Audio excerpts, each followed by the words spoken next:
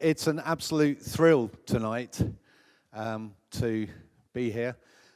I was saying to somebody earlier on that I've just got the best job in the universe, the absolute best job in the universe. I get to meet awesome people in the music business. I get to meet awesome newcomers in the music business as well. And it's a thrill. Every day is a thrill for me. I never know what's going to happen. I never know the conversations I'm going to have. And I feel so privileged to be able to do what I do and also to be able to share it with you guys. It's one thing just experiencing this stuff by yourself, but it's entirely another thing being able to share it with other people. And whenever I do these kind of interviews, I'm really just kind of asking the questions that I would want to know. And I figure that if it's stuff that I want to know, then maybe you guys want to know that too. So I think we should start the evening's proceedings, don't we? We've had a cracking day, and we're going to. I'm going to talk to Trevor for a wee while, and then we're going to have a couple of drinks, a little bit of an after party. I'd like to thank all my friends from the music business for coming along tonight as well. It's great to see you guys. Some very esteemed people. We've got some of our mentors here, and some great people from the business, and Danny Kirsch, and so. There you go, Danny. Take it back. There you go. So it's great to see you guys. Special, special night. And I'm going to let the music do the... Wow. Hello, hello. Well, have you heard that song before? On a walk-on? Just a few times, probably, right? I did it on a German TV show last week. Last week? Good. So it's only been a week since you've heard it. Thomas Gottschalk's big 80s show. Fantastic. It was really good fun, actually. Yeah, great band. Well, I had a fantastic time. I saw Trevor recently at the Royal Festival Hall and just had an amazing time listening to just so many hits. And I remember seeing Prince at the O2, and he actually sat at a keyboard and went, "So many hits," and he was just like playing. And I sat at the festival hall, and I was going, "So many hits!" I mean, it's just a remarkable career, and so diverse as well. An incredibly diverse array of artists that you've worked with, records that you've made. My go-to question has got to be, where did it all start for you? Where did you first get the buzz, the rush from a piece of music where you thought, oh, fuck, I've got to do this for the rest of my life? Well, for my generation, it was basically listening to hearing the Beatles, you know? Yeah. My dad was a double bass player. He played in a dance band 5 nights a week. So when I was a kid, I remember he showed me how to play Way Down Upon the Swanee River on the bass. You know, it's quite simple. Bum, bum, bum, bum. Way down upon the Swanee River. And I worked it all out from there, really. He used to play, and so I guess I grew up around music. But, you know, first we had the Beatles, and then it was the Rolling Stones. I loved both of them. And then, of course, Bob Dylan. When I was about 15, I kind of fell in love with Bob Dylan. And if you think about when I was 15, that would have been 1964, 65. That was Bob Dylan's great era. That was when he was writing Masters of War and Gates of Eden and all of those terrific songs. So that's where I got my sort of real love of pop music, you know? Yeah. And what was your thing? I mean, was it like picking up a guitar?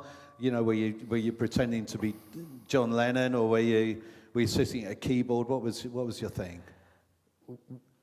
Well, you know, I was doing an interview with a German magazine, and German magazines can be people are very formal, and the guy said to me, "Well, when did you first realize you were a musical genius?" And I mean, how can you answer a question like that? And I said, that's the wrong question. The real question is, when did I first realize that I wasn't a musical genius? Nice. And that was when I learned how to play Please Please Me and played it into a tape recorder and heard the playback. It was awful. And since then, I've just been trying to sort of work it all out, you know. Did you have one of those moments where you remember getting the spine tingle? For me, it was singing "O Come All Ye Faithful" in the school choir at the age of about 12, and I got a massive rush. And I remember that moment. Do you remember yours? I think it was when I first heard "Walk On By" Dionne Warwick. Right. I got a real buzz from that. I thought that was, like, at the time, the best record I'd ever heard, you know. What was it about it that did it for you? I don't know, I'd never heard anything quite like it, and of course I was probably about 14, and I was in love with the bassoon player, so I'm sure there was some involvement, romantic kind of vibe coming from that. Yeah. So, did you sort of? I'd love to know your sort of entree into music. Was it like I'm going to be a songwriter, or did you immediately start hearing how records should go? No. What happened was, like anybody back then, I had a group called the Outer Limits, and I was the lead guitar player, and we were terrible, but you know, we played local sort of clubs. I had a jumbo guitar with a pickup on it, and we used to do things like Long Tall Shorty and the Kinks, You Really Got Me, anything that didn't have too many chords in it. But gradually, as time went by, I used to, you know, my dad couldn't do a gig sometimes. By the time I got to 15, I would stand in for him on the bass. Wow. But just for the money, because I could, you know, bass parts were relatively simple back then, and I could read for the bass because it was in the youth orchestra. So I'd do gigs for my dad, and gradually that started to take over, really. But for a while, when I was 15, I was a big Bob Dylan impersonator. You know, I knew every song just about, and I probably remember them now. You know, that there was some of them were so great. And I used to sing at folk clubs, and so I mean, it was a funny thing. I didn't really start the idea of writing a song. I didn't have till I was about 15, and then I thought I've got to think of something really original. So I spent ages trying to find the weirdest chord sequence I could think of that nobody had ever used before. But of course, I realized after a while that really wasn't what it was about. And that somehow you had to write something that was kind of like other things, but a bit different. Yeah. It took me a little bit of time to figure that one out, but, you know, I tried really hard when I was about 19. I wrote a bunch of songs. I got on Leicester radio. You know, just me and an acoustic guitar. And I came to London. I was 19. Where was this from, by the way? Where were you? I came down from Blackpool. Okay. I was playing in a house band at a hotel in Blackpool, and I'd made all of these songs, and I had a song called The Blackpool Astronaut. And I played them to a whole load of record labels, and I went through what everybody goes through, where the publisher says, well, if so-and-so's going to sign it, I'll publish it, you know. And then, of course, they all get interested for half an hour, and then suddenly it sort of evaporates, you know, and you're left with your record. What happened? You know? I got nowhere, so I kind of gave it up. And I spent a long time after that just making my living as a bass player in all kinds of bands, you know. Mm-hmm. And then in my late 20s, I built a studio up in Leicester. I was with a terrible band called Ray McVeigh and his Band of the Day. The only good thing about it was that you earned a lot of money from it.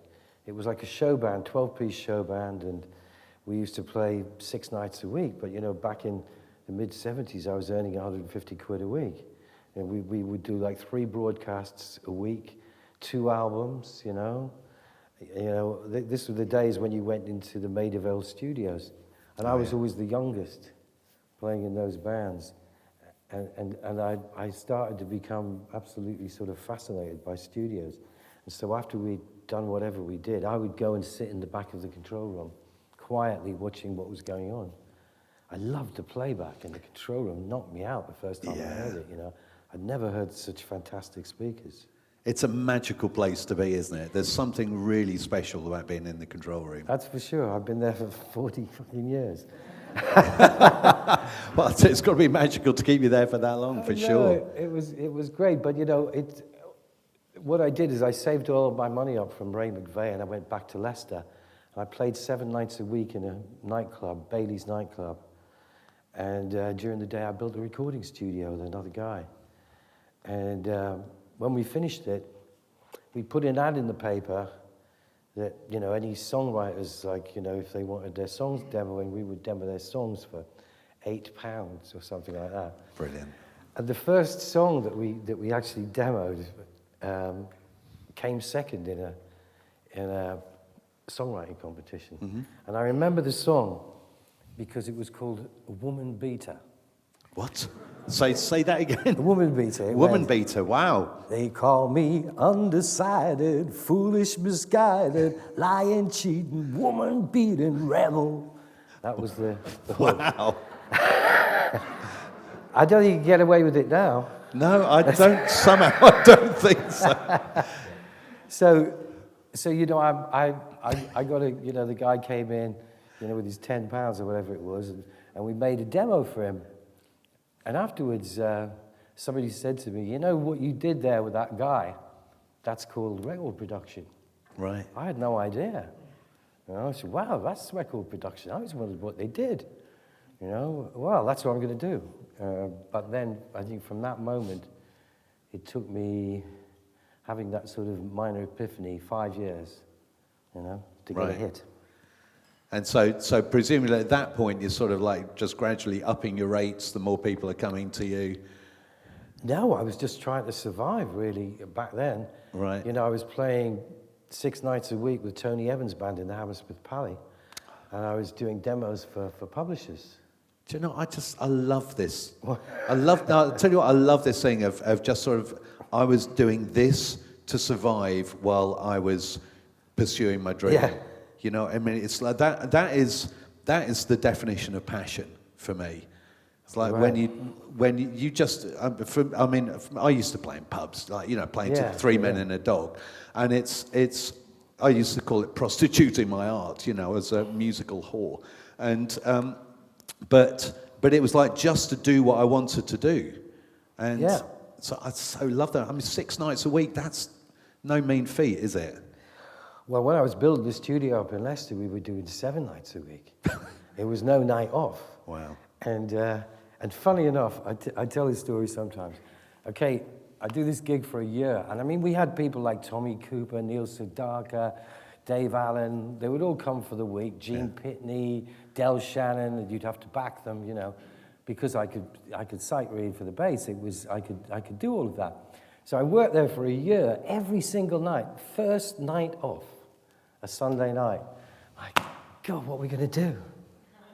God, let's go to the club. Come on. So we went to the club because Harry Seacombe was on and I'm a big Goons fan. The same club you played in? Yeah, the same club I played in. So I walk in and of course the bouncer said, what the fuck are you doing here? You've been here for a year, you know. And I said, oh, I just wanted to see Harry Seacombe. And as I walked in, the manager saw me and he came running over. Thank God you're here. He said, the guy in the replacement band can't read, so you've got to go and play for Harry Seacombe. Oh, brilliant. And I was like, sure, whatever. Yeah. You know, lend me his bass guitar. So yeah, I was always, you know, having to earn a living. In fact, the year before Video Killed the Radio Star, 1978, I remember specifically that I demoed 47 songs for various publishers. And for that, I earned like £2,300. I had it all worked out in the back of the book. I was thinking, God, someday it's gonna be worthwhile, you know. And of course it was. It was, yeah. But that 5 years was your apprenticeship, surely. Yeah. You know, just like learning your skills.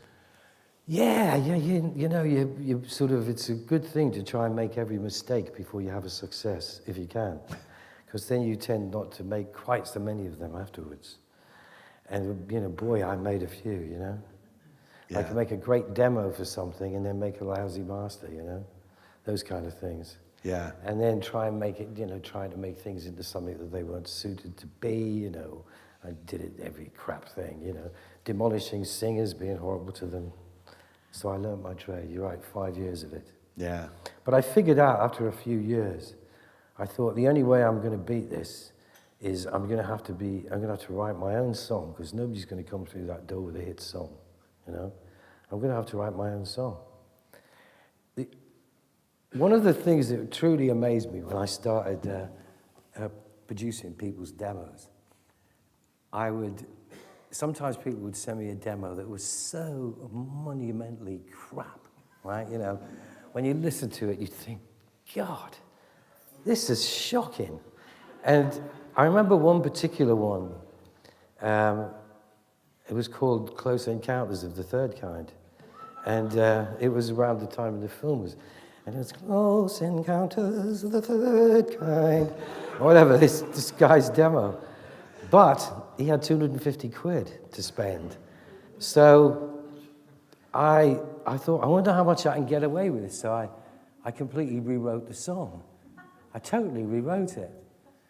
And I played it back to him. And he was like, "Oh, isn't my song great?" And I realized that I could, in a way, with some of these guys, I could just do whatever I wanted. So I started fixing the songs up, fixing people's songs up, You can't have 3 verses, 2 bridges, and then half the hook, Come on, let's get real. There is a certain constructional ethic that you have to conform to. Whatever. I started fixing people's songs up, and then I started to think, I'm fixing people's songs up. Why the hell don't I write one, Yeah. Because, but I was very lucky because I wrote a lyric called Clean, Clean, and so I used to read loads of those Sergeant York comic books, and it was meant to be an ironic observation on the violence of war, whatever. And Bruce Woolley looked at it and immediately put a tune to it, and then, of course, like 3 songs later, we wrote Video Killed the Radio Star. So, wow. So tell me, I mean, that we were talking earlier, although you haven't met him, but you know of his work, Chris Neal, my friend. Yeah. So Chris and I have been working together for 25 years plus and made a ton of records together. And he talks about a career making songs. There are certain songs that you just listen to it and you go, there's nothing else like that. And occasionally they still drop now, where you just get those songs where you go, wow, I just wasn't expecting that. And, Radio Star was one of those songs, wasn't it? I mean, it was there was nothing like it at the time. It was completely groundbreaking. I really, really want to know how that song came about, where the idea came from, and how you developed it. I mean, what was happening? Well, I can tell you where the idea came from. It came from a line that Bruce and I had for months. I heard you on the wireless back in 52. And we have that line. We say, got to think of a line to follow that line. I heard you on the wireless back in 52. We were thinking about all the old comedians, on the radio. Oh. And, back in the 50s, there was actually a ventriloquist on the radio, educating Archie. And the ventriloquist, I mean, obviously the guy didn't have to worry about his lips moving. But, and so we had this line for ages. And then one particular day we went walking on Richmond Common. I think we smoked a bit of weed. And Richmond Common's fabulous. The airplanes go down into Heathrow over it. And we're just walking along and it popped in my head. Lying awake, intently tuning in on you. If I was young, it didn't stop you coming through. Bruce was like, that's good. And we went straight back and we wrote the rest of it in about half an hour. Because I'd been reading J.G. Ballard, science fiction. Mm-hmm. So I had the whole idea of, they took the credit for your Second Symphony, rewritten by a machine on new technology, all that stuff, Wow. That was all kind of me, J.G. Ballard. And Video Killed the Radio Star just popped in my head just at that moment. And I always remember it because Bruce said, you can't do that, we can't use that. I said, why not? He said, well, it's the name of 2 bands, Snips and the Video Kings and the Radio Stars. And I said, come on, they'll be gone by the time this comes out, And they were, funny enough, so. Bruce mainly did the tune, but, it overlaps a bit. But it was generally me doing the lyrics and Bruce doing the tune. And I remember when we, just as we finished it, Bruce's girlfriend arrived, and maybe I shouldn't tell you this stuff. Bruce's girlfriend arrived, and Bruce had just gone to have a shower, and she came bursting in, and she said, "Finally, I've caught you at it." She was convinced we were having some sort of gay love affair. And the fact that Bruce was in the shower, she thought he was hiding. But nothing could be further from the truth. So we had that song, I remember when I made my, we had a little demo of it on a cassette. You know, when I made my New Year's resolution, 1978, going to 79, I thought, my resolution was I want to get a hit record this year. Wow. And then as I thought the resolution, I thought, well, I've written a song. I know it's Video Killed the Radio Star. I've just got to figure out how to do it, you know, how to get the money to do it. But then I was lucky. What happened was I'd been Tina Charles's MD, and Tina Charles had some money she wanted to put into a project. And I said, I've got a project called The Buggles. And she was, of course, Tina. They said, are you singing in it?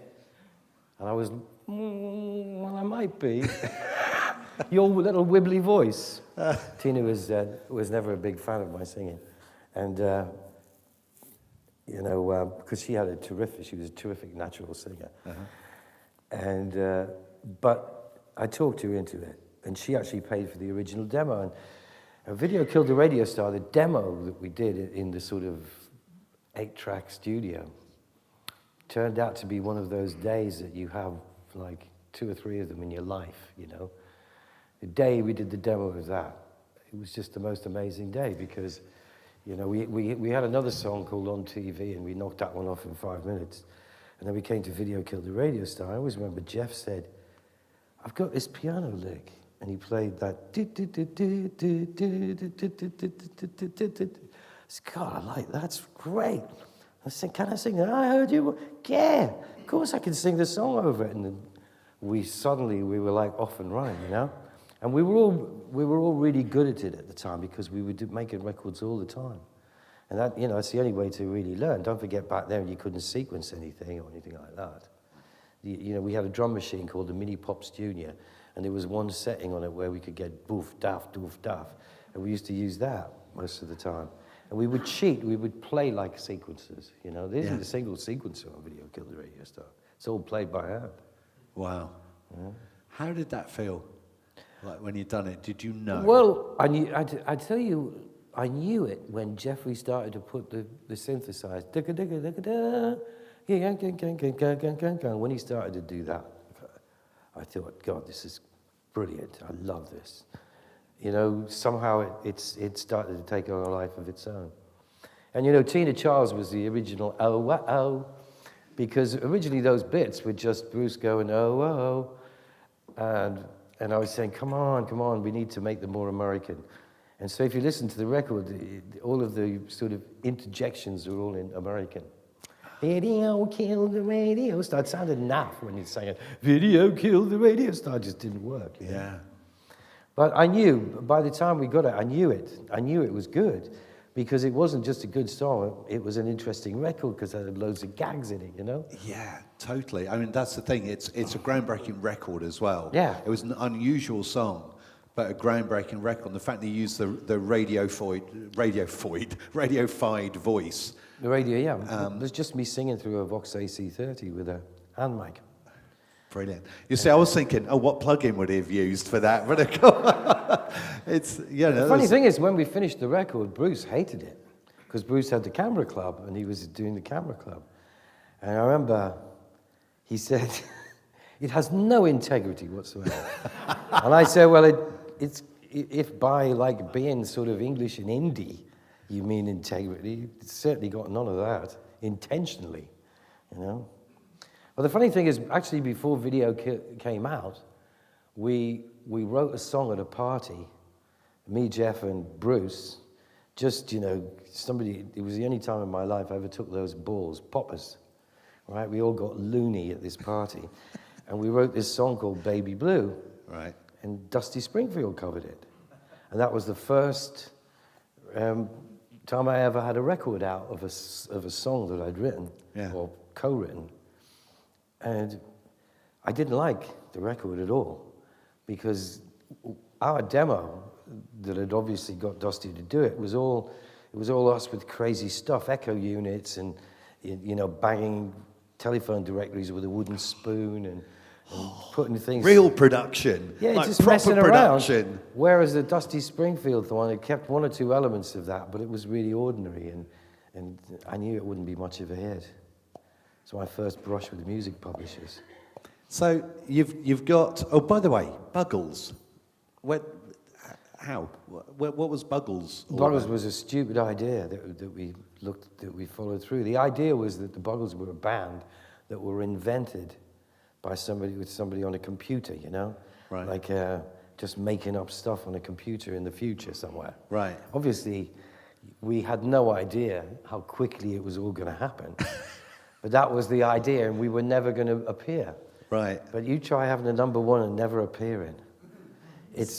Boy, you've got to be strong. Talk us through the journey then, from the point that you've got this tape in your hand and you're going, oh my God, I know this is great, to that journey from that point to it becoming a number one. You know, how quick did it happen? What was the process? Did you just walk into a label and you went, oh yes, we've got to do this? What was it? Well, we had you're right, we had a great demo of it.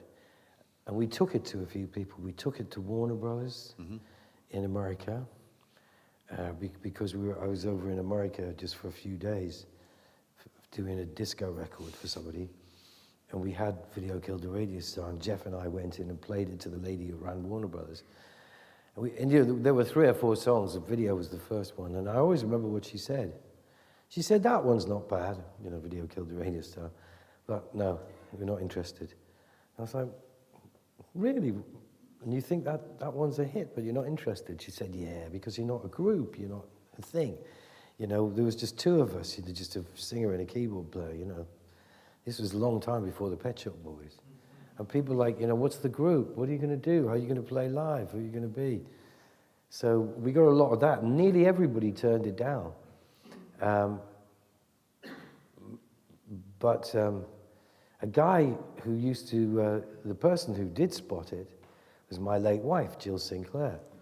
In fact, it was how we got together, because I bumped into her at a party, and I said, I knew that she had a production company at Psalm, and I said, I've got a demo of something, can I come and play it to you?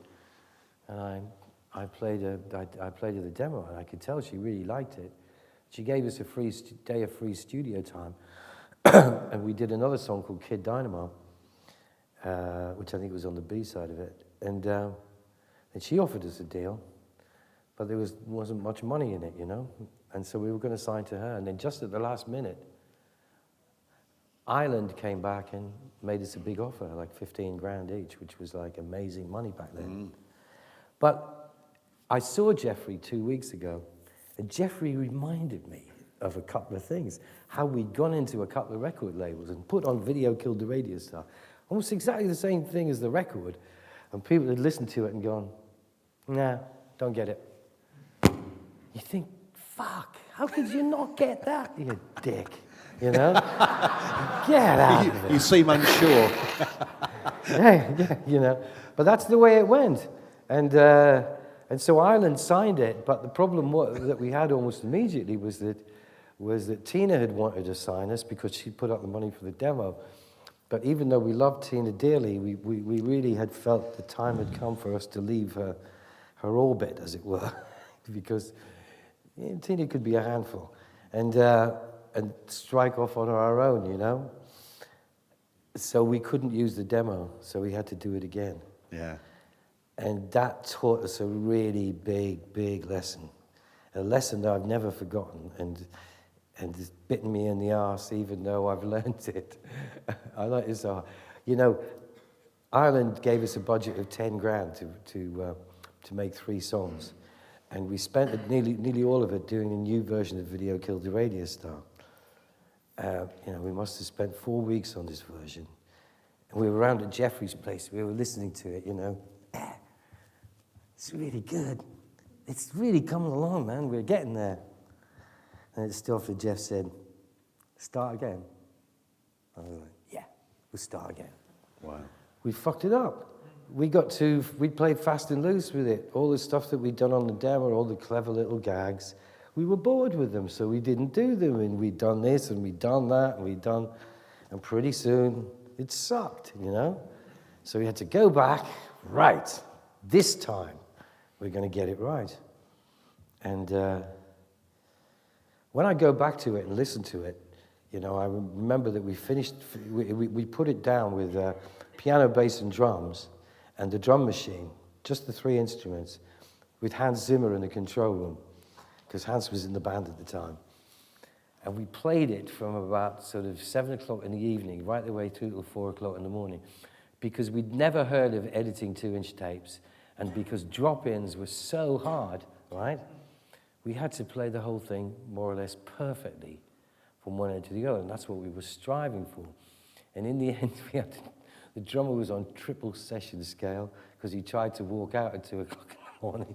So, triple session, all right, I'll play it again. Ah! You know, everyone's crazy with it. And then finally, about 4 o'clock in the morning, we did one. And I always remember Hans coming on the talkback saying, I don't know if this is so good. And Jeffrey looked at me and went, we got it. All right, that's it, okay, we got it. Wow. And then it took us Ireland said, how's it coming along? How's the album coming along? And I said, well, they said, because they were pointing out that we'd spent our way through the 10 grand. I said, well, you know, we had this version of Video Killed It, you know.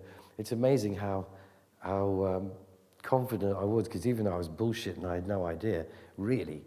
I said, you know, we thought it was okay, and we thought it might get to number 30, but we wanted to start again because we wanted to get to number 1. Well, all right, okay, great. So really, I mean, you know, God knows, we went so over the budget. But when it was actually finished, it went on a cassette that Ireland used to put out every month with their new releases. And from the moment it went out on that cassette, our lives changed totally. Because within a day, Timmy on a tranny in Oxford suddenly wanted to interview us, Timmy Mallet. Oh, yeah. Timmy Mallet. And I was like, the record hasn't come out yet.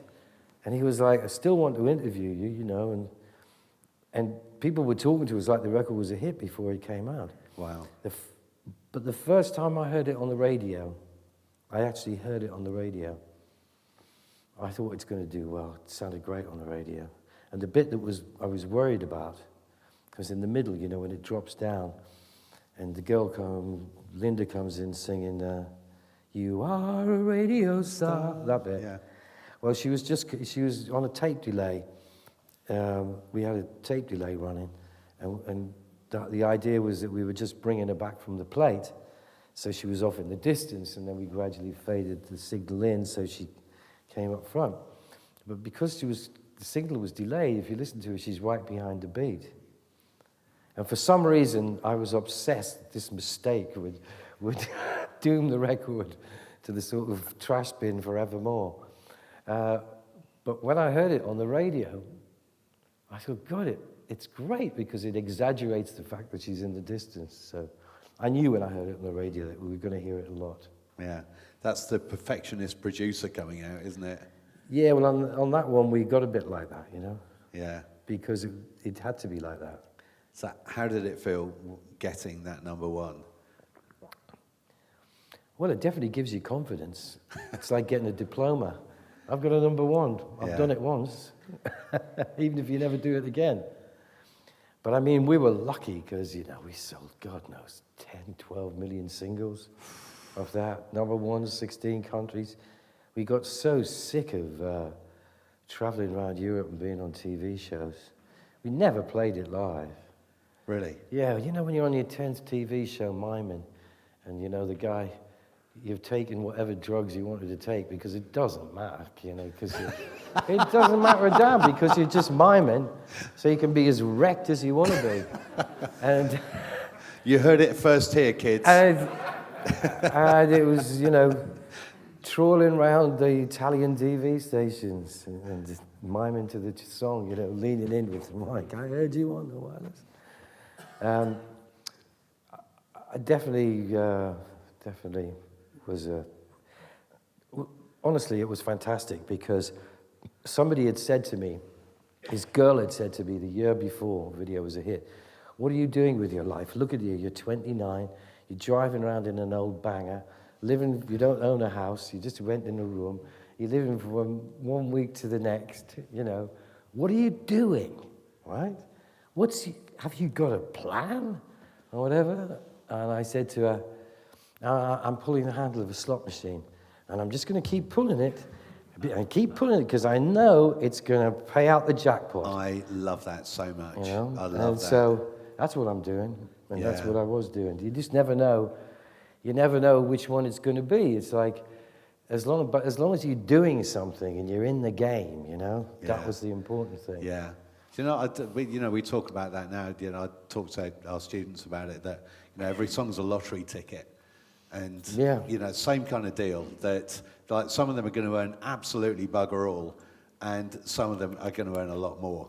And, you know, obviously these days it's not going to happen that you sell a single 10 or 12 million copies of it.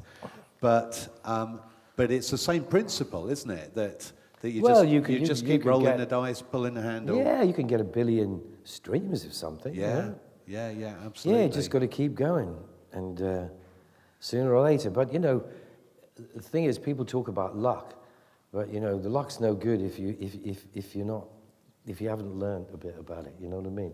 It's anybody who wants to take songwriting seriously, you know, there's tricks that you can use, you know, whatever.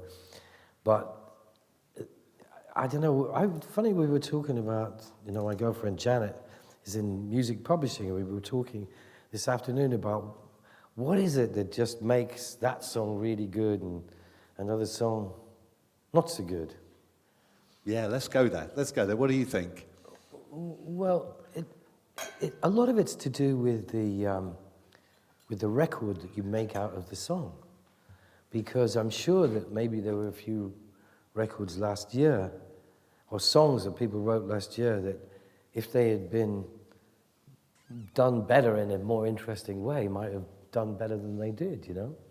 So, you know, I would like, for instance, now, I wouldn't like to be a writer for hire where you're trying to get people to cover your songs.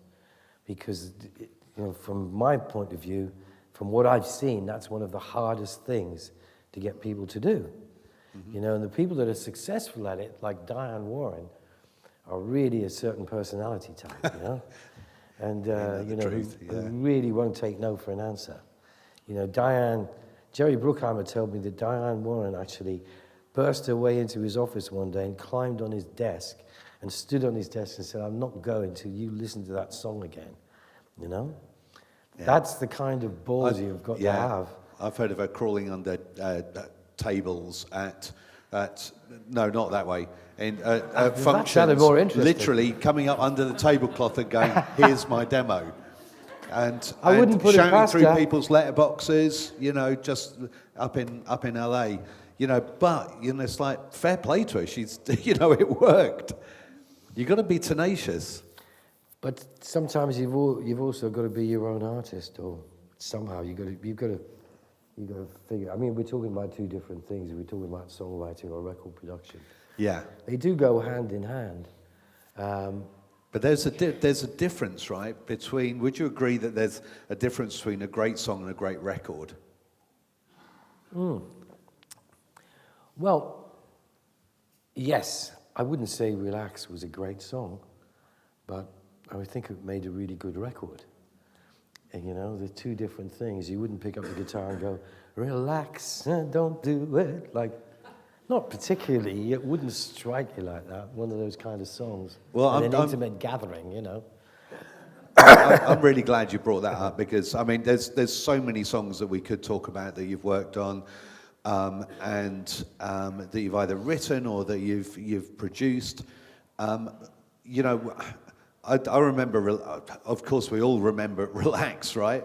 A remarkable record, again followed by "Two Tribes," and I was absolutely, I'm fascinated to know what Frankie came to you with, as the initial thing, going, "Hey, here's our song "Relax," and what you heard and what the process was to turn it, because it was absolutely, as the young people say today, a sick record. It was remarkable. But how did they come to you with it? I mean, what was it? Well, I tell you, I was working with Yes. I was doing 90125.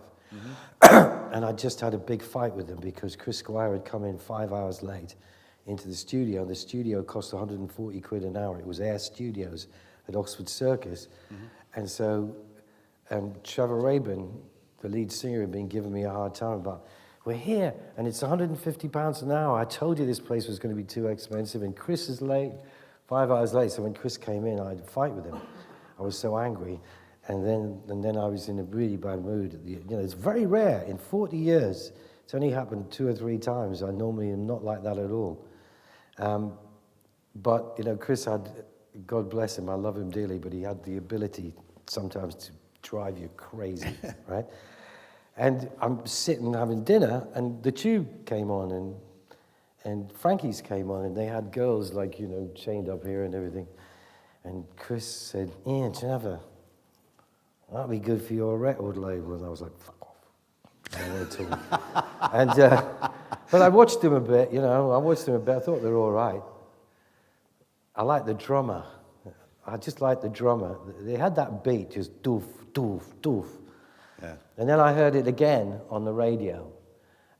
Kid Jensen, he doesn't like to be called Kid. I heard it on his show. And I phoned my late wife straight up and I said, we've got to sign this group, Frankie Goes to Hollywood. I've heard that song twice now, and I know I could do something with it. It's not really a song, it was more like a jingle. But I liked Holly's voice, Holly had an amazing voice back then, like a really full-on voice, lots of excitement in it. But I had no idea what I was going to do with it, and I didn't know. And I met them. And the band said to me, we want to be like a cross between Donna Summer meets Kiss. Okay. Donna Summer had just had a huge hit with that I Feel Love, all the techno stuff. Yeah. And I thought, Donna Summer meets Kiss, what a great idea. I really like that, So, they were scheduled, we signed them because everybody turned them down because of all of the gay iconography, They had stuff, I don't know if you ever saw their original photographs. They were amazing. One of them, he had Holly had a Bowie knife coming out of his flies, and he had Paul, and he was stuffing it in his mouth. It was so gross that I think everybody was terrified of them, turned them down. And I was just coming off the back of working with Yes, I just spent a year doing 90125. Yeah. And suddenly I'm in this room with a bunch of Scousers, and God bless them, but, the guitar, they never told me, right? But the guitar player had just left, and Nasha had just come in, the guitar player, and he'd only been playing guitar for 6 weeks. So, when they set up and when they played Relax, it was like, oh my God, what have I got myself into, because, Yes, were infuriating, but they were quite brilliant players. Yeah. All of them. I didn't know what to do, so I didn't even know how to start. Well, what I did do was get them all to jump in the swimming pool, and I recorded it. And it's actually on the record at the very end. But then what I did was I said, do you mind if I get a proper band in and we try your song with a bunch of other musicians? And they, of course, they didn't like the idea, but since it was my record label, and I couldn't just walk away from it, we got the Blockhead, Endure and the Blockheads. I got them in, and I got them over a weekend. We recorded a version of it with the Endure, with Holly singing, Holly and Paul singing on it, and it was sort of okay. Because the song wasn't a song, I just knew it had to have something about it. And then, sorry, I don't want to drag this out too much, but this is how long it took, right?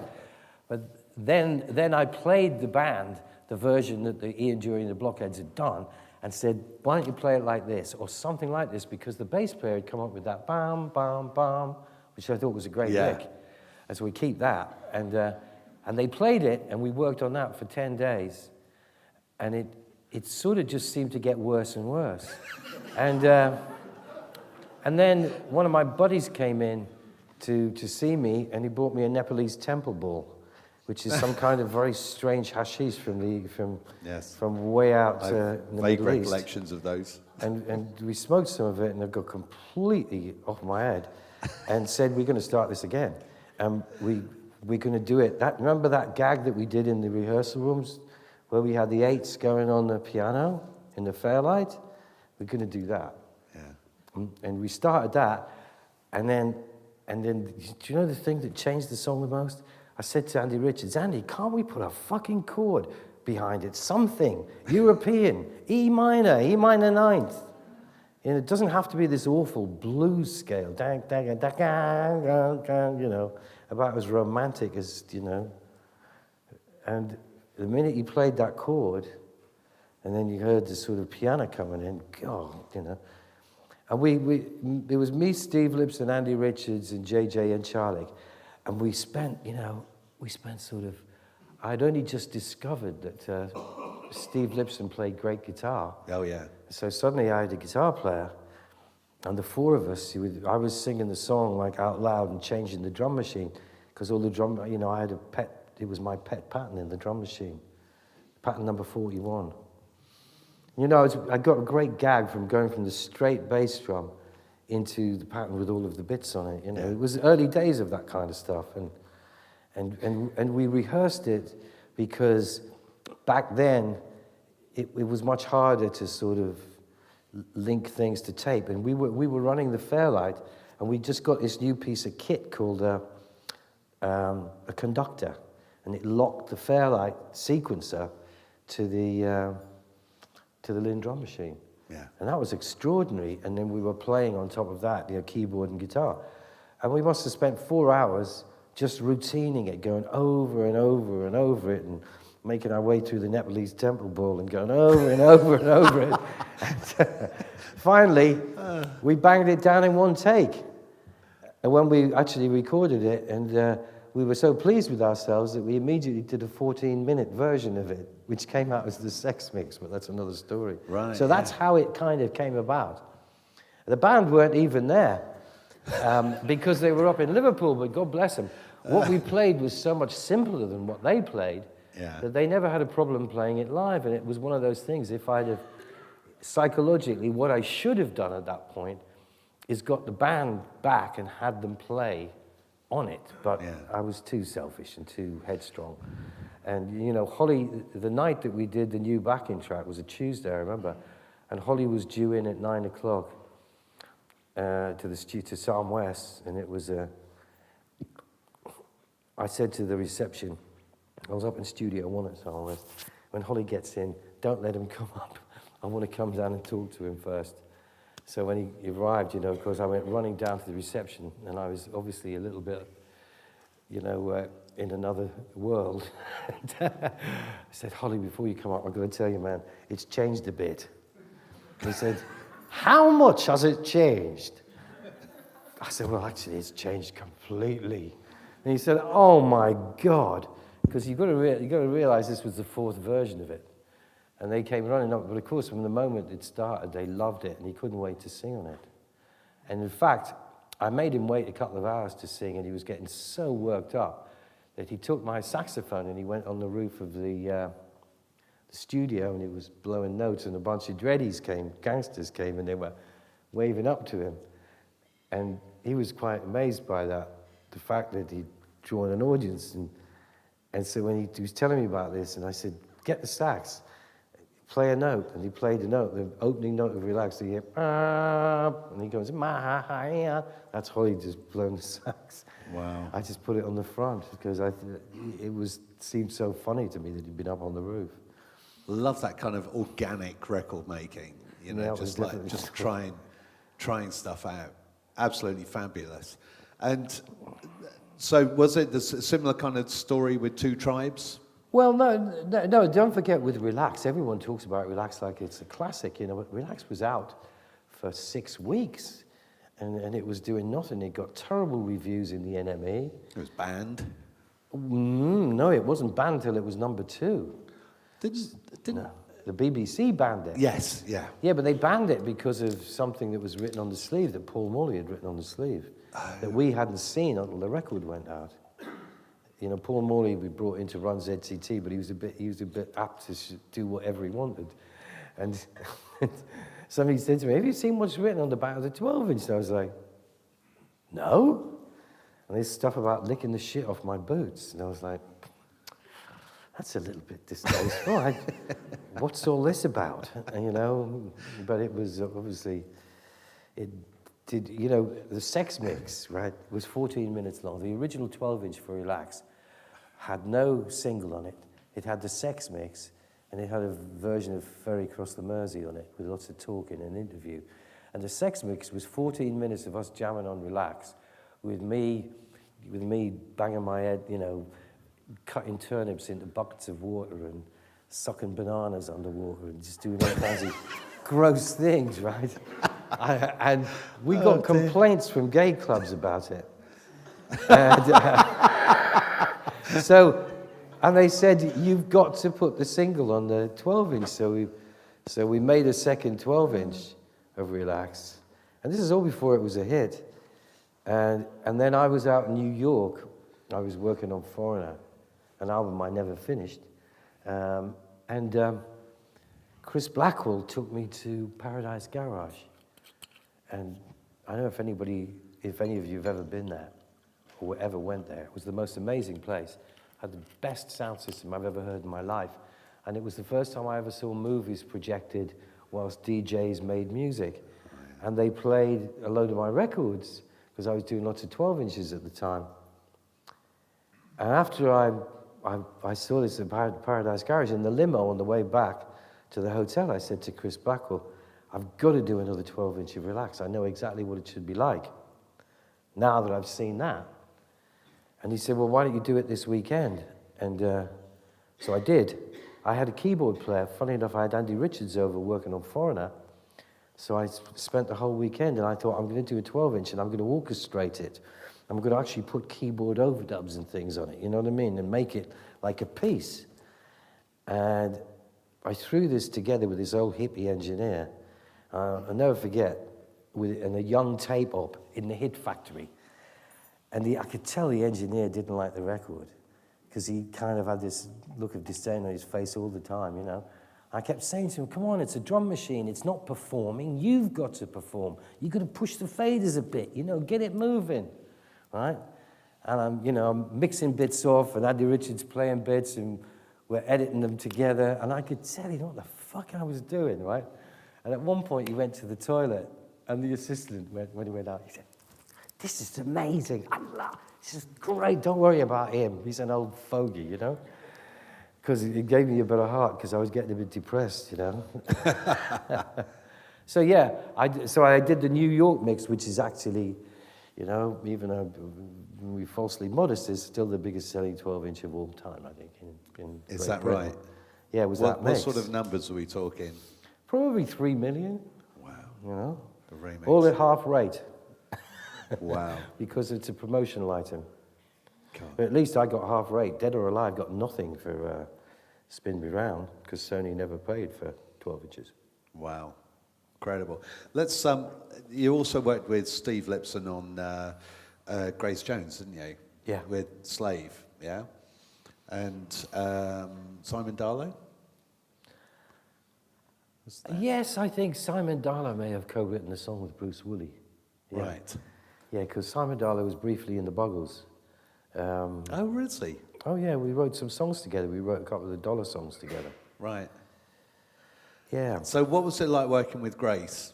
I always, at the time, I remember thinking, that looks like one of the scariest women on the planet.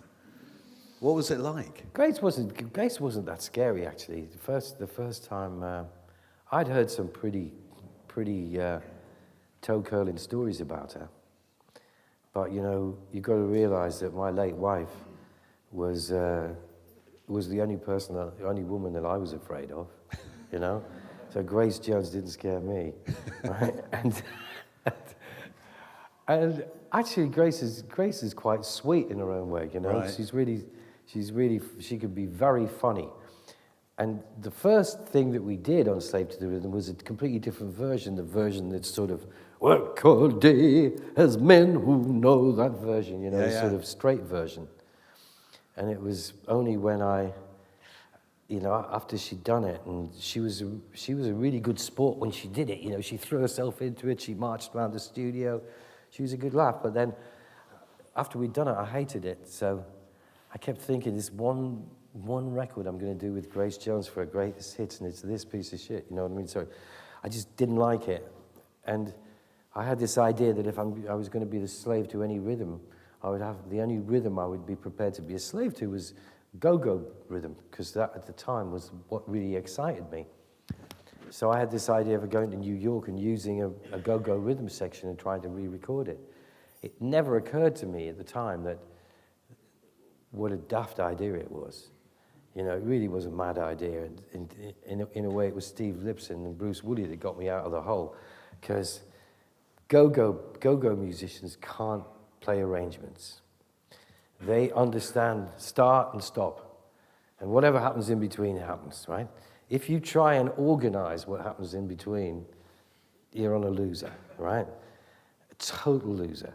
So I got all these go-go guys from Washington. I'm trying to get them to play Slave to the Rhythm, but they just couldn't, you know, like, you don't play there for 4 bars, and then you come in. So I don't play for 4 bars, and then I come in? Then do I stay in? Well, you're meant to sort of come out, oh God.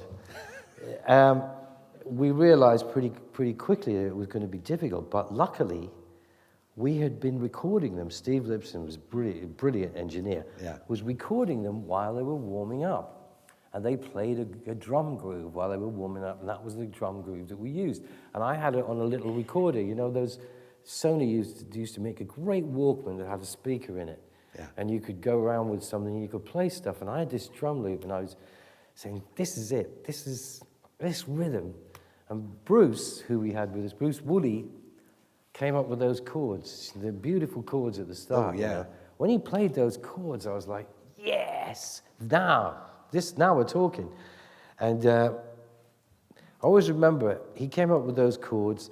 We had this rhythm. We were in the Power Station studios. We only had we had the studio from 9 in the morning till 6 in the evening. We sent the go-go guys home at about 4 o'clock in the afternoon, and we packed up a load of equipment, and we went back to the Parker Meridian Hotel. And we walked in, we were carrying drum machines, guitars, speakers, keyboard, the whole bit. I see people looking at us. We went up to the room, and we wrote the song, basically, up in the hotel room. Lippo, you know, programmed the beat that I kept playing in the little thing. He programmed it into a TR-808. And we got a basic construction for the song. And then the next day, we spent a day and a half constructing a drum track from that one drum take, using the sort of the blueprint that we'd made of the song. But so we ended up with drum loop and fills and all that kind of stuff, but it was all put together from a minute of playing. And it was all across like 12 tracks on the multi-track. Yeah. It was the first time we'd ever done that. It took a long time to do, using offsets with 2 Sonys, you know, 2 Sony tape machines. But one interesting thing happened while we were doing it, and that is we discovered that Jim Steinman was in the next studio. Right. And we got a note from him at 2 o'clock in the morning saying, would you like to come to a listening session at 4 a.m. in my studio? I'm going to preview my new song. It was all very formal. And we were like, yeah, why not? Let's go. Because, you know, we were working away on Slave, and we went into this room, and Jim Steinman was there with a guy I didn't recognize, but who Lippo went crazy about, because it turned out to be Todd Rundgren. Right. And Jim Steinman gave us all lyric sheets, and he played us "Loving You's a Dirty Job, but Somebody's Got to Do It." And I'd never heard anything like that before. Have you ever heard that song? It goes on forever. Every time you think it's finished, it starts up again. It's like, kill it, kill it. No, it's starting up again. And off it would go again. I mean, it's about 8 minutes long. And of course, we were very polite about it. God, that sounds amazing. It was great and everything. He said, what are you working on? So he said, with this track, Slave to the Rhythm. We played him a bit of it, and of course he loved it. He said, make it an epic. Make it 20 minutes long. I don't know, Jim. But we did. That's the joke of it in the end. It was an incredible feat. Now, Grace was meant to come on a Friday, and I phoned her up, and Grace, are you going to come to the studio today? And she said, I just had a row with my boyfriend Dolph, and I just set all these clothes on fire. I thought, well, great. Well, do you think you might make it tomorrow? And she said, I'll see. Anyway, she showed up on the Sunday, and she was a bit shocked because, of course, after you'd heard the other very strident version of Slave to the Rhythm, the new version of Slave to the Rhythm was a bit of a shock for a few people. Even Chris Blackwell was like, are you sure you're doing the right thing here? It's very different. It's not fast. It's not a dance record, But she listened to it a couple of times. And of course, she and Bruce bonded, and Bruce was there, and he wrote her next 2 albums with her. But she said, this is a very different version. She said, I can feel I've had a long day in the fields, and I'm sitting on the porch in the evening, and she sat down in a chair. We were moving the mic. And then, we rolled the tape, and she sang it sitting down. And right. Bruce, if you think about it, it's quite slow at the start. And Bruce would sing the line, work all day.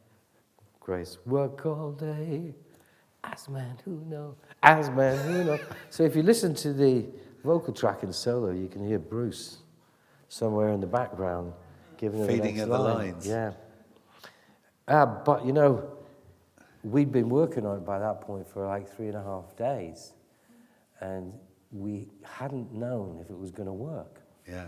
And one of the things that we'd done was, because Grace isn't known for having a great upper register, so we had to find a way of making the song work without making it too rangy.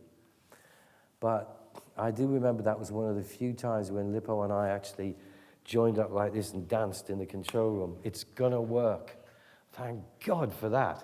Yeah. Because there's moments where she's almost talking it, isn't there? Yeah. Yeah, yeah. But she was great. And then of course, I got a book, Grace's book, and it turned out she was only 3 blocks away. I thought she was in LA, but she was only around the corner. But, she was fun and she was nice. As a producer, what gets you excited about either a song or an artist? What really sort of fires you up, has fired you up, and still does maybe?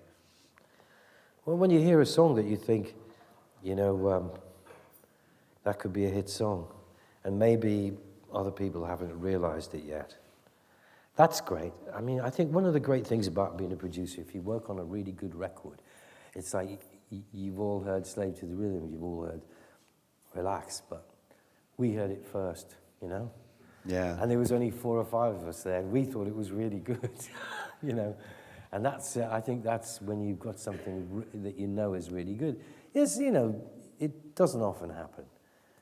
And sometimes you don't know how good it is till you get away from it. But I always thought the slow version of Slave to the Rhythm was very beautiful and very unusual, Wasn't anything like anything else, really. Yeah. I mean, you talk so affectionately about, and I get it, about the limitations of production back then. It's like you have X amount of tracks. You can't manipulate vocals so easily. It's literally you're cutting tape if you have to. But it's more about sort of like improvising along the way. You talk so affectionately about that.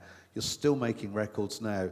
How is it in terms of the way that you work now? How's that changed? And what do you miss, and what do you absolutely love being able to do now that you didn't used to be able to do? Well, back in the 90s, when you were working with, you couldn't tune vocals up in the way that you can tune them now. And so, believe me, record producers have been doing dodges since time began. You know, I've just been reading a lot about the Beatles, and I mean, they used to use, you know, vari speed all the time to make their voices sound higher. You know, just vari speed it down. So vari speed is when you actually speed it, for those of you who don't know, it's when you speed up the tape so it sounds higher, or you slow the tape down. You slow it down. And then, you know, you sing it, and then when it's played back, I see what you mean, yeah. You're up a semitone. The semitone's a good thing. Makes you sound 20 years younger. Literally, I kid you not. Yeah. And even the Beatles said that when they were 23. They said it makes us sound younger. So back then in the 90s, we couldn't do any of that. So you had to comp vocals, you know, but I mean, 48-track Sony machines came out in the 90s, and I had 2 of them at one point. And that had a hold function where you could sample a bit and then fly it back on. So, you know, if you had a knotty bit in a vocal, and sometimes you would, you know, especially if you were under a time pressure, the singer hadn't learned it or couldn't get the phrase in quite right, you could mulch it around in there and get it to work. To great effect. I remember when Rod Stewart came in and heard the comp that I did of his voice on Downtown Train, he was so pleased he picked me up and ran around the control room with me. You know, he was so chuffed because we'd sorted out one of the lines that he'd had a real problem with using the Sony 48 track, and it just went through and sounded great. He was so chuffed, you know. So back then we were trying to say, but so what used to take a day back then, you know, with lyric sheets, marking it, listening to the 8 takes, and then going through it all. Now I can get through a vocal in an hour and a half, you know, an hour and a quarter. Yeah, That's just first stage comping. Yeah. And then, of course, we can do all kinds of things after that, move it so easily. Well, you know, we used to move stuff in the old days if we didn't think the phrasing was right, and move people all the time. What do you work on now? Pro Tools. Pro Tools, yeah. I've never been into any of the other ones much because I don't like the way they deal with the audio. What do you miss? What do I miss? I mean, from I miss the camaraderie of having to play everything with a bunch of guys. I think it used to be fun when there were 4 or 5 of us in the studio and you had to work out an arrangement.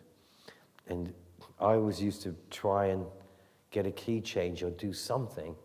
And, you know, my buddies hated key changes, so it would force me into figuring out ways of disguising a key change. Things like that, you know, I miss that sort of, the repartee and just the socialness of everybody there. And I still like to get, you know, if I'm doing a song, you know, we got Robbie, when I did Robbie's album about 8 years ago, I started off with a band in the studio and played all the songs, and then, you know, disappeared in the back room and we programmed them all up, using the playing as a basis for how we programmed them, you know? Yeah. I still like that process. Do you think it was more creative then, or do you think the software now just gives you more creativity? I just think it's different. Yeah. It's different, you know, back in the 60s you used a guitar and an amplifier, you know? But, you know, it didn't matter. You could buy a Marshall 100 and a Gibson Les Paul, but it didn't make you Eric Clapton. And it's the same thing, you know. I see you've got David Guetta talking tomorrow, you know. Well, David Guetta puts on a pretty good show. He knows what he's doing, you know what I mean? But it's a totally different thing. Don't forget, I never, I made dance records, but most of the records I'm known for weren't necessarily dance records. Dance records are a very specific genre, you know, and they change so quickly. You worked with Malcolm McLaren, didn't you? Yeah. How was that? Because were you a co-writer on Buffalo Girls as well? Yeah, well, that's where I first came across that wonderful epithet, trad arranged by.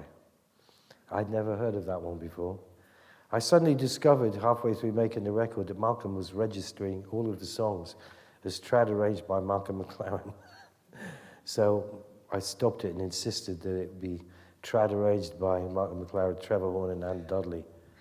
Oh yeah, let's explain this for the people out there. Have you heard that trad arranged by, traditional arranged by? It's when you take an old folk tune and you rearrange it. You say in the case of Buffalo Gals, which was the first single that came from that record, was originally based on, first Buffalo Gal, go round the outside, recorded in 1948 by Peyote Pete on Folkways Records. But it's actually a folk song. No one's credited with writing it. It's traditional. Yeah. So if you record a song, it becomes traditional, arranged by whoever did it. And Malcolm was brilliant to work with. I wish Malcolm was here tonight. He's one of those kind of guys. He had loads of ideas. And he was also very, very adaptable. And so if one of his ideas didn't work, but you'd come up with something that was better, he'd go along with it. But he was, he was totally musically kind of crazy. Since I'm not playing any music, I ought to probably, I'll give you a demonstration of what Malcolm was like, right? Excellent. We have this song that he's written, and it's the first time he's going to sing, right? We're in a studio in Johannesburg, and it's 3 o'clock in the morning, and I've got 20 Zulus along the back of the studio, all sleeping and snoring away. And I said, right, Malcolm, come on, time to sing. Martin was, you want me to sing? You had that funny hat on, right? The Buffalo Gals hat. You want me to sing? All right, I'll go and sing. Which one do you want me to sing? I said, well, this one, Malcolm, the one we're working on, right? Right, this one. Okay. So he goes out, and the assistant puts the headphones on, and he's there with the headphones on, and the controller goes, Malcolm, he goes, oh, what? I said, Malcolm, have you been in the studio before? And he was like, yeah, it was a long time ago, though. Right, I said, well, look, you're in after 8 bars. He looked at me, he went, in after 8 bars? What's the bar? Wow. I said, well, bar's 4 beats. Oh, God. I said, look, I tell you what, you watch me and I'll give you a cue. So he's by the mic. The 8 bars start to play out. Malcolm, forgive me for this. I'm doing it with affection, right? I'm not being horrible about it. He's there, he goes, Tina says, look at Rosa. She loves you. She loves to drive, my baby. And we were, all the Zulus along the back woke up. People woke up. My engineer woke up, Gary Langan, and we were kind of like gobsmacked. And of course he just went, I kept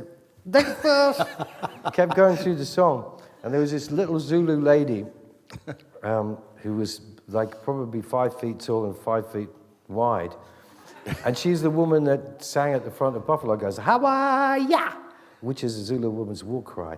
And I remember she said to me, Trevor, Malcolm can't sing. And I said, don't get involved, that's my problem. So Malcolm finished, and I went out and I said, because Malcolm said at the end of it, he said, how was that? All right, we're done, right? And I went out and said, Malcolm, now you've got to learn maybe you need to learn the tune a bit. It goes like this. It goes, Tina says you can dress her. She loves you. She loves to drive, my baby. Tina. And he said, you want me to do it like that? I said, well, no, you don't have to do it like that. I'm just telling you the tune. He said, I can't do it like that. He said, all boring and whatever like that. He said, no, I'm a wacky kind of guy. He said, you're just going to have to deal with this. So he did,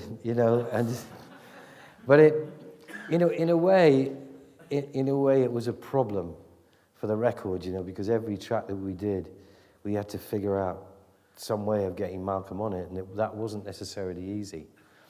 And Buffalo Girls, the single, you know, I've told this story a few times because Malcolm had to rap, you know, first Buffalo Girl, go around the outside, or just, you know, on the single. First Buffalo Girl, go around the outside. I had to stand with him, with my arm around him, punching his chest. First Buffalo, I said, make the words land on my punching you. First Buffalo Girl, go around the outside. And we were doing that over and over again. And then I started to get tired. And he got behind the beat. And he was like, come on. There's Buffalo Gal. So that's how we got it out of him.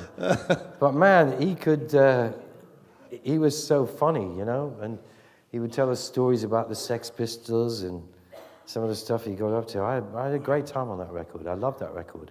But, you know, ultimately I knew it was only going to do so well. But it was kind of groundbreaking, I suppose. Yeah, again. And you know, you've worked in such a diversity of styles as well. You know, do you have like a kind of like, do you have a go-to thing? Is there one thing that you go, yeah, that's the river I really swim in? No, I'm always just worried, you know, about getting too bored. I try not to do the same thing over and over again. I mean, even when you try not to do the same thing over and over again, you tend to do it anyway. But I like all sorts of, you know, just like a good song, you know. Yeah. But they're hard to find. Yeah, exactly. What about for you? What would you say is, you know, what would you call? We might say is your legacy song or work that where you sort of legacy go, song. I'd love to be remembered for that. I mean, I think you know, I think I made it like. I think Owner of Lonely Heart's a good record, really interesting record, you know, and kind of the first one of its kind. And I think, you know, Video Killed the Radio Star was an interesting record. Doesn't sound particularly old-fashioned. Yeah. So, yeah, you know, I suppose if it's my own stuff that I'm going to listen to, then if I listen to my own stuff, I have a tendency to listen to Seal, you know. Yeah, let's really talk about that because I mean that was again just so different. I mean, you listen to Frankie, and then you go to like Buffalo Girls, and then you go to Seal. I mean, of course, you did quite a few Seal albums, but I did the first 4. Kiss from a Rose, which was like, and it's like so different. Everything is so, yeah. and it's like I'm thinking, where the hell do you get all of these damned ideas from? Well, you know, "Kiss from a Rose" is one of the few songs that Seal actually wrote the whole song himself. Right. And he wrote that song before the first album and told me about it, but never played it to me. And when we were working on the second album, I said to him, "What about that 3/4 Elizabethan song you were telling me about?"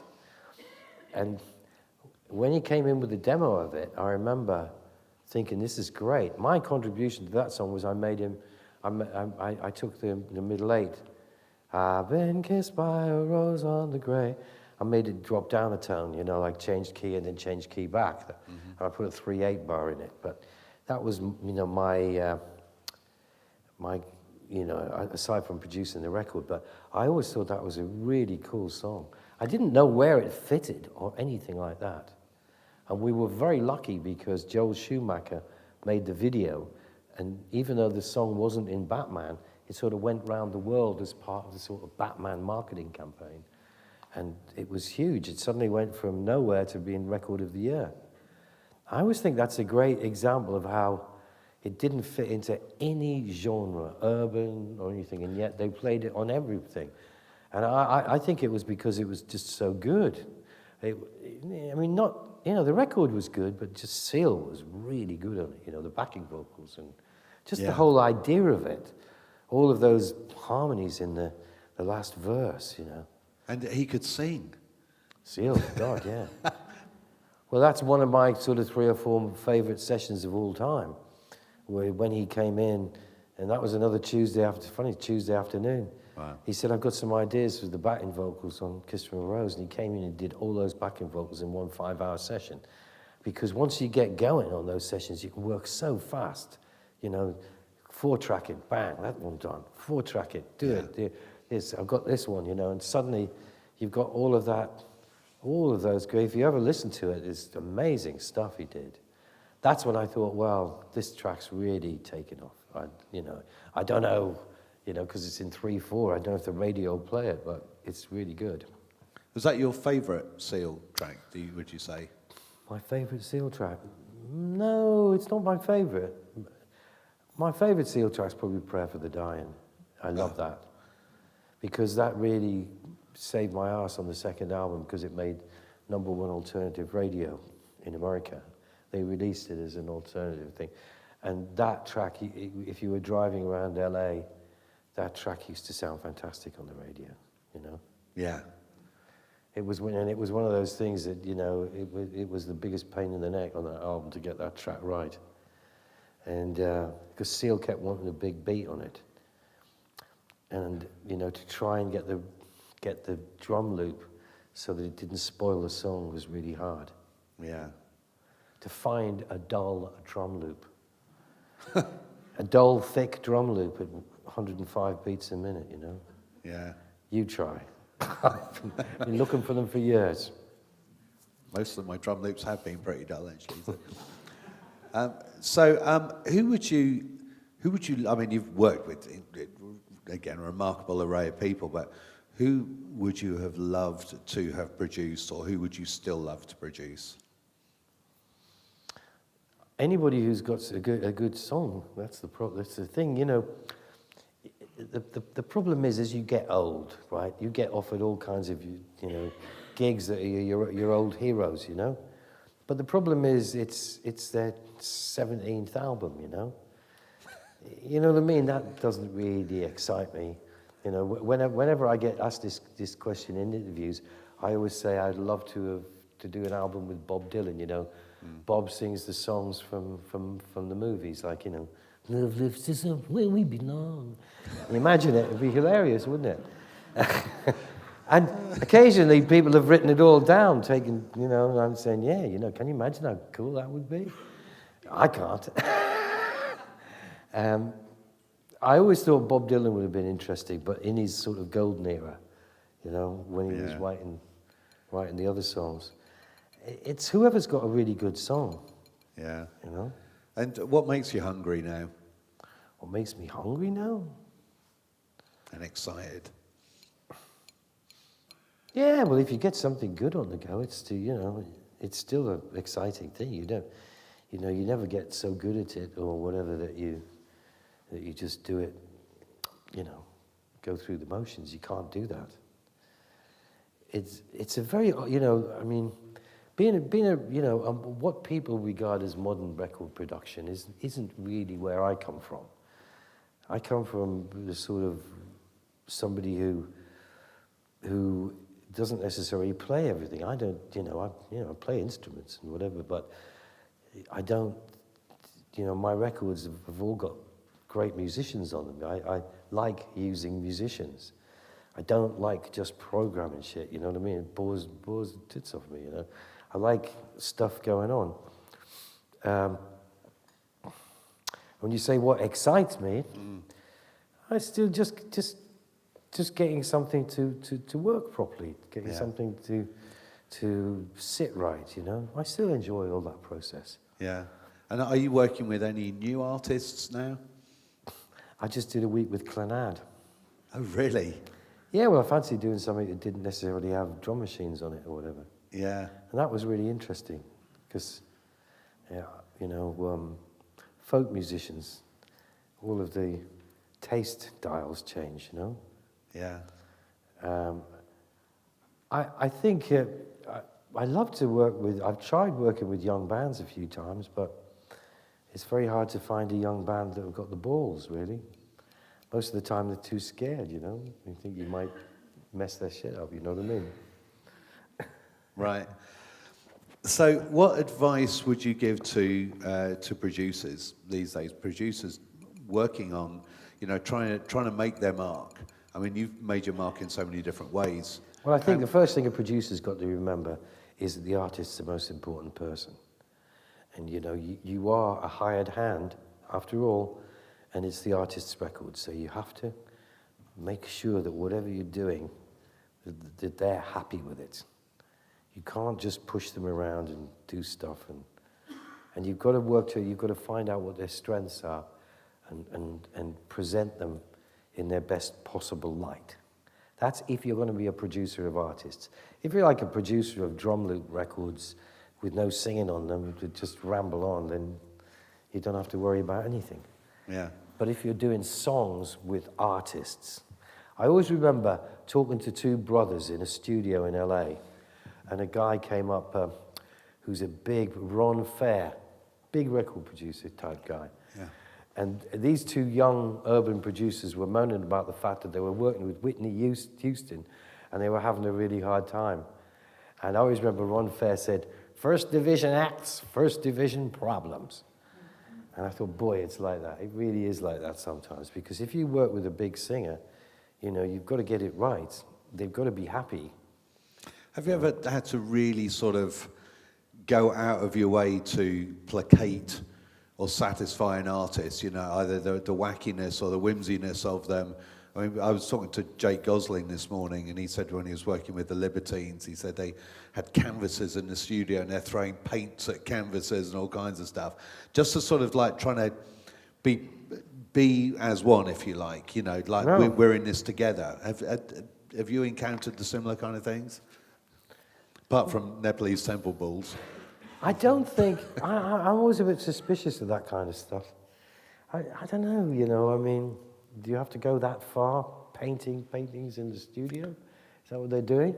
Who knows? The Libertines, I suppose they're looking for a vibe. It must be quite hard because you're playing the same old simple thing, but you're trying to imbue it with some kind of voodoo magic. You must have to resort to the odd thing occasionally. I'm sure the Rolling Stones did. You know, you listen to Exile on Main Street or something, you think, God, anybody could probably play all of these tunes in half an hour, really. But I suppose they were looking for the amazing way of playing that incredibly simple thing, you know? Yeah. And in terms of songwriting, so obviously a lot of people that come through the Songwriting Academy by nature are primarily songwriters, even if they're producers as well. Yeah. Everything has changed in terms of the music business landscape. What advice would you give to songwriters now that are sort of trying to make their mark?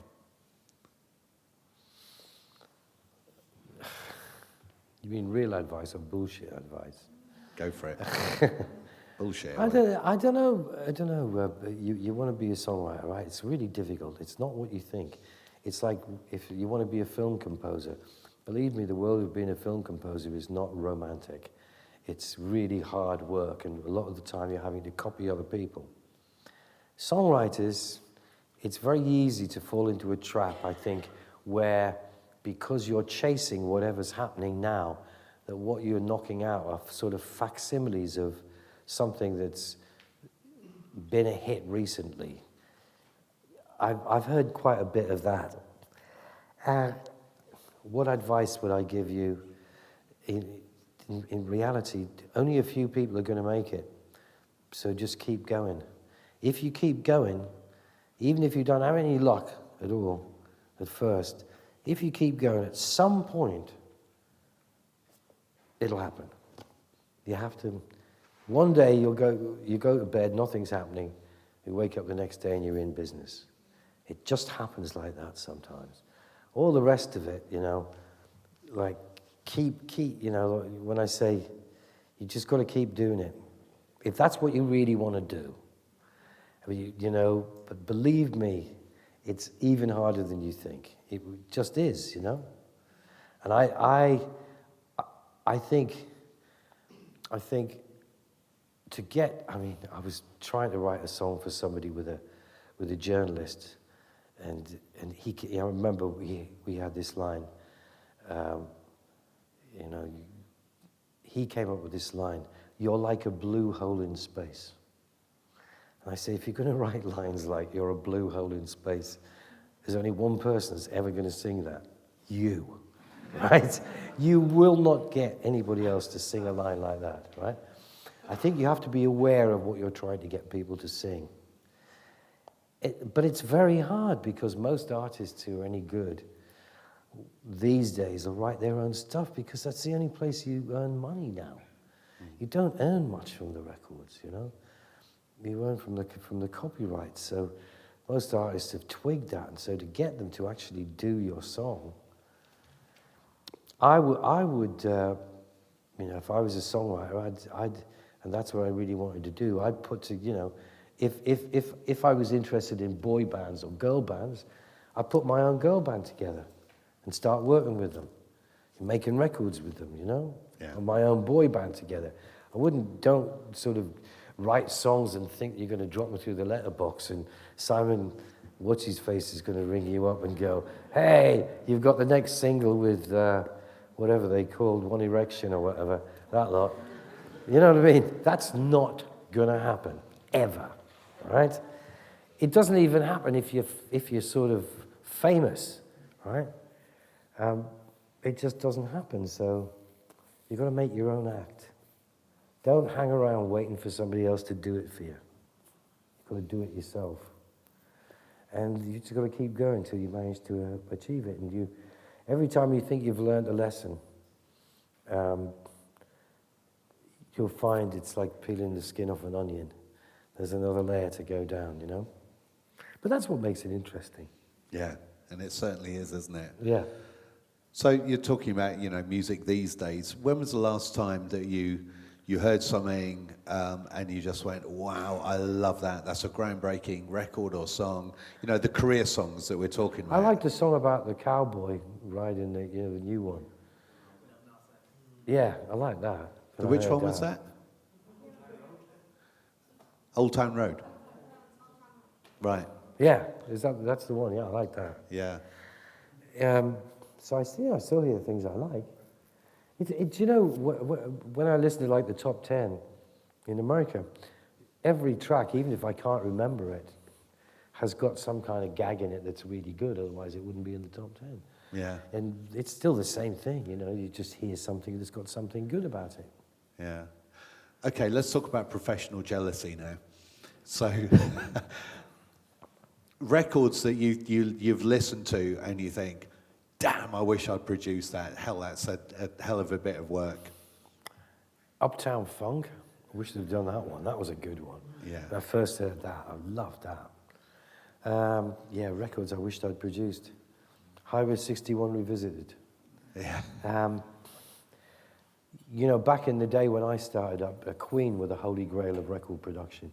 You know, I don't think Killer Queen as a piece of rock record production has ever been bettered. You know, Killer Queen and Bohemian Rhapsody, those, like, between those two, there's just about every gag, you know.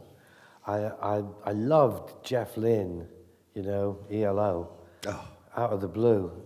I mean, the songs were absolutely naff, but brilliantly done, you know what I mean? Yeah. Brilliantly done. You didn't want the lyrics to mean anything, you know, because the whole soundscape was so exciting. It didn't need to be relevant, you know, socially or anything. Yeah.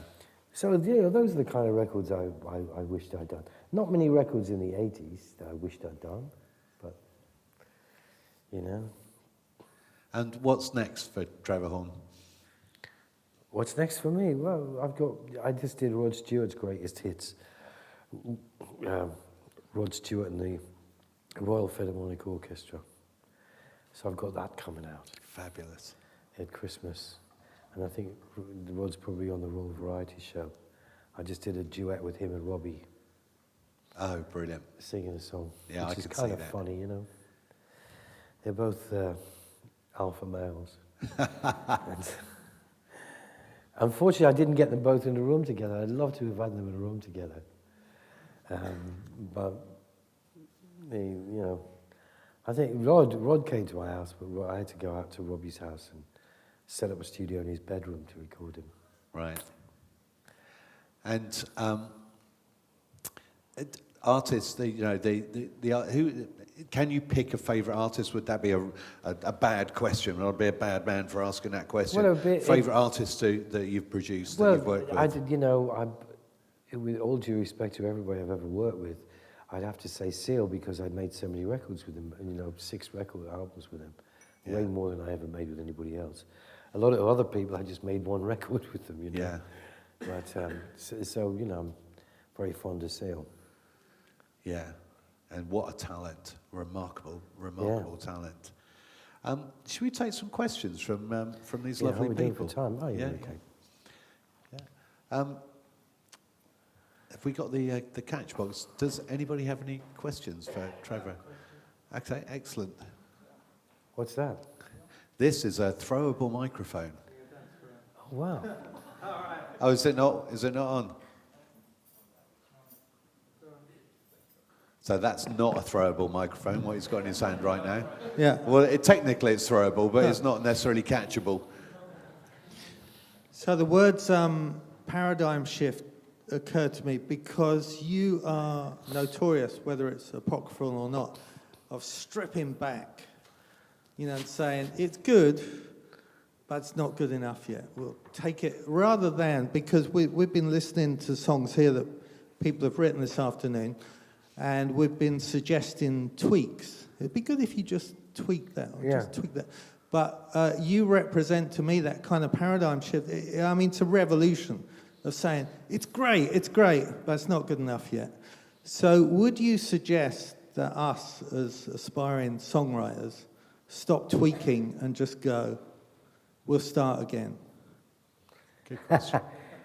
In writing the song or making a record? Well, in slaying your babies or slaying your darlings is a phrase across the art business, whether it's music or art or sculpture or performance. So it's whether you would still be, because I come out of the punk movement and we just kind of said, no, it's not good enough. We'll make one up on stage, So would you suggest tweaking? Or would you suggest revolution? Well, it depends what you're trying to achieve. Are you trying to, if we're talking about, what I'm trying to achieve with the record, I'm trying to make the record entertaining from one end to the other, with no flat spots to bore you, You can get better and better. Most people don't have the stomach to rewrite a song. I always say it takes a producer to rewrite the song. And it's things like trying to make the verse go properly into the chorus, make the lyric sort of follow through and make sense and pay off, and just things like that. Don't forget, sometimes as a producer, you get a demo, which is the guy, crazy, man decides after 70, is nothing there to work from, and you have to, just a guy on an acoustic guitar. You have to figure out some way of taking that acoustic guitar and making it into instrumentation and all of those things. And within doing that, you start to rewrite the song a little bit here and there. When you say tweak it, I don't know, your frames of reference, Well, I'm aware of sometimes, say, for instance, Elton John and Bernie Taupin would send in these lyrics and he'd go, this is what I envisioned.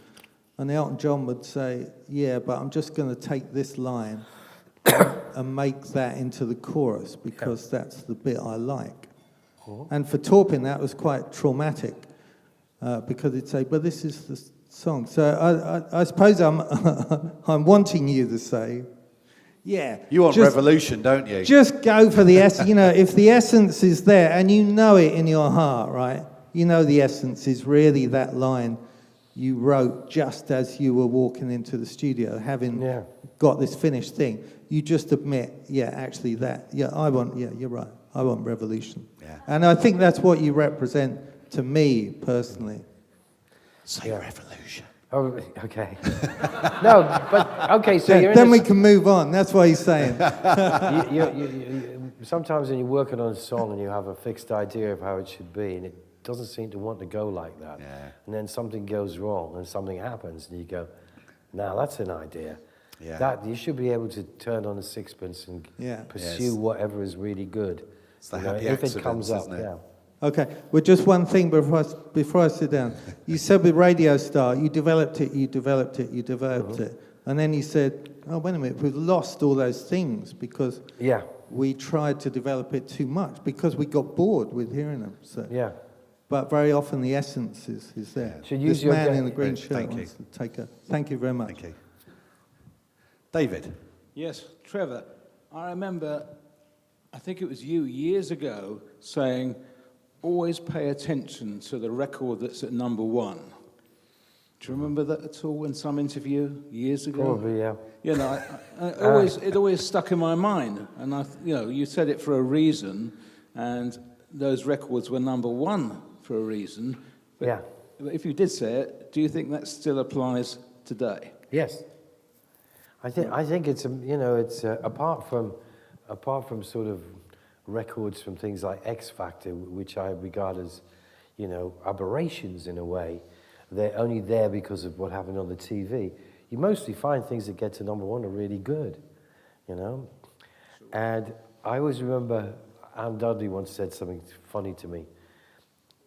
She was saying, I don't smoke pot because everything sounds too good. And I said, Anne, does that mean you ever smoked pot? You smoked pot one time? She said, I did once. And everything sounded good. I said, what were you listening to? She said, I was listening to the top 10 on the radio. That's why it all sounded good. The X Factor wasn't around then. They can. The reason I keep going back to that is because they can get records to number one that are shit. You know what I mean? That nobody would normally, in their right minds, touch. But because of the power of the show. Yeah, sure. It's about TV, isn't it? More than music. So I still think it's worth paying attention. But I don't know what number one is this week. Very wise. Also, is the Producers Band going to be doing anything this year? The Producers Band, the producer's all Chris Braid. If Chris Braid wants to do a gig, we do a gig. But, he's off in songwriter world in Hollywood. Let's have a question from Khaled there. Nice to meet you. In my opinion, you produced one of the 4 most important albums of all time that Abbey Road, A Night at the Opera, Dark Side of the Moon, and 9125. 9125. Yeah, definitely. That's very flattering. Thank you very much. Can you tell us something about this masterpiece, the process of recording this album? How long have we got? How long have we got?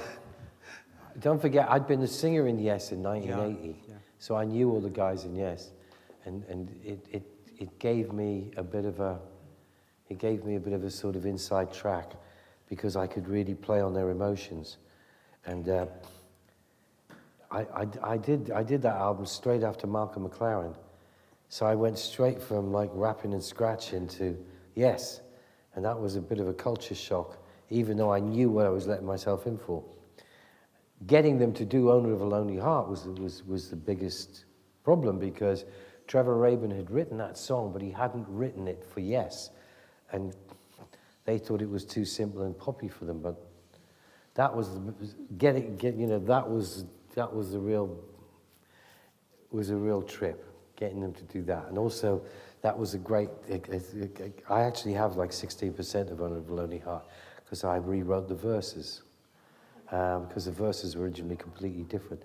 So yeah, that was one of those things that happens once in. Yes, we're just to the point, and like at one point they tried to bail on Owner of a Lonely Heart. They said it's wrong for us. We don't want to do it. And I got on the floor and I begged them, please do it, please. I'm famous record producer.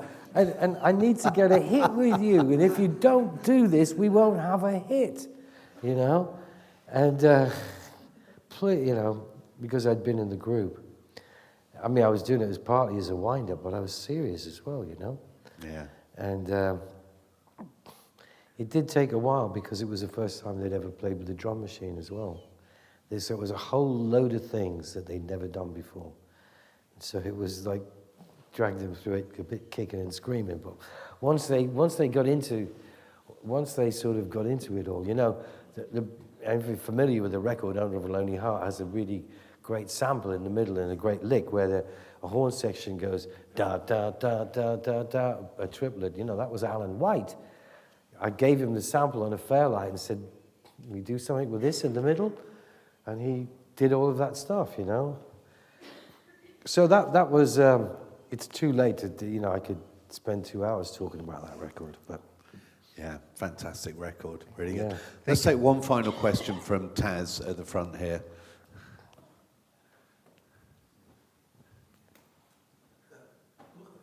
Stand up, yeah? Stand up. Yeah, from Yeah. there. What's your favorite Bob Marley record? And can I borrow some sync income from the Batman, Kiss from the Rose with Sid? I would love that. No, what's your favorite Bob Marley record? My favorite Bob Marley record is "I Shot the Sheriff." I always like that the best. With Buffalo Soldiers, I always like that one as well, because we used to, you know, Bob Marley used to record in the studio I used to have, but because it was originally Island Studios, and then we changed it into Psalm West. Yeah. And they've just put a plaque on the building, and I unveiled the plaque. And we used to have Bob's old crew. We had all the gangsters from, Peter Tosh. All these well, we wailers. did have Peter Tosh, nobody as big as that. But like Lucky Gordon, who was his chef, used to cook in the studios. And because we were right next to All Saints Road, from 1982 onwards, we used to have all the local guys used to come in and just hang in the studio, you know. And they used to tell me stories about Bob and whatever, you know. So, yeah. Fabulous.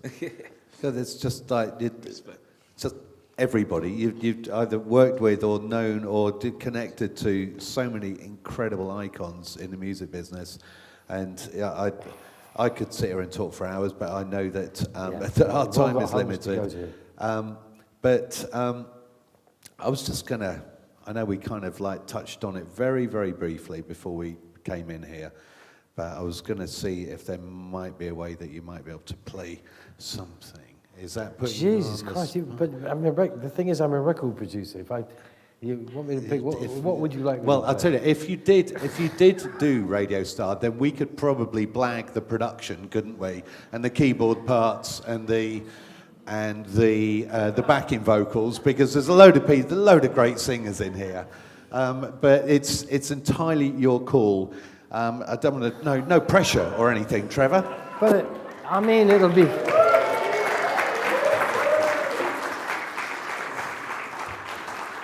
Do you know, Do we have the plug? Where is the plug? I've never played it on the acoustic guitar, really, and certainly not in the key it was written in. Is it here? Oh, we do. We do actually have the plug for it.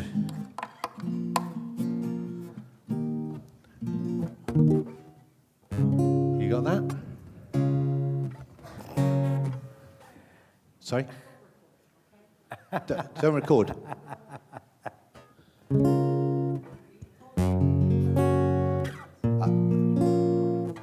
Oh yes, no phone recordings. Thank you. Yeah, good point. It's just such a funny thing to say. Oh, brilliant!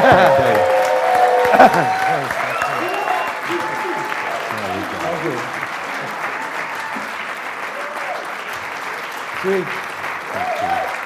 Okay. Ladies and gentlemen, please go crazy for Trevor Horn. Thank you very much. Thank you very much.